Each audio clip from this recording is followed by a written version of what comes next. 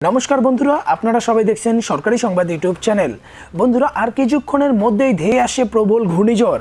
60 থেকে 70 কিলোমিটার বেগে হতে চলেছে এই ঘূর্ণিঝড়টা। কোন কোন এলাকায় হতে পারে, কি আভাস দিল আবহাওয়া দপ্তর, সবটাই আপনারা জানতে চলেছেন। যেমনটা স্ক্রিনে দেখতে পাচ্ছেন, এই দেখুন বাংলাদেশের এই উপকূলে কিন্তু এমনভাবে একটি ঘূর্ণবাতের সৃষ্টি করেছে, যার জন্য দেখুন পশ্চিমবঙ্গের কিন্তু মোটামুটি সমগ্র এলাকাতেই, বিশেষ করে আলিপুরদুয়ার কোচবিহার সংলগ্ন এলাকাতে একটি ঘূর্ণবাতের সৃষ্টির প্রভাব দেখা যাচ্ছে। তো এখান থেকে কতদূর কি ছড়াতে পারে সবটাই আমরা আলোচনা করব। আপনাদের কাছে একটাই অনুরোধ, অবশ্যই ভিডিওটিকে লাইক করবেন, এর সাথে লাল রঙের সাবস্ক্রাইব বাটনে ক্লিক করে বেল নোটিফিকেশনটা অল করে দেবেন।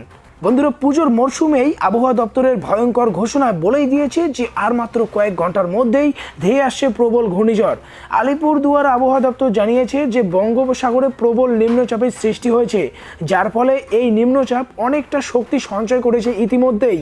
এখানে দেখতে পাচ্ছেন, এই যে ছবিটা দেখতে পাচ্ছেন, এটা কিন্তু তার আশেপাশে এলাকা থেকে ছবি তোলা হয়েছে। কাল বিকেলবেলা থেকেই হালকা মাঝারি বৃষ্টিপাতের সাথে সাথে ঘন্টায় 60 থেকে 70 কিলোমিটার বেগে ধেয়ে আসতে চলেছে প্রবল ঘূর্ণিঝড়।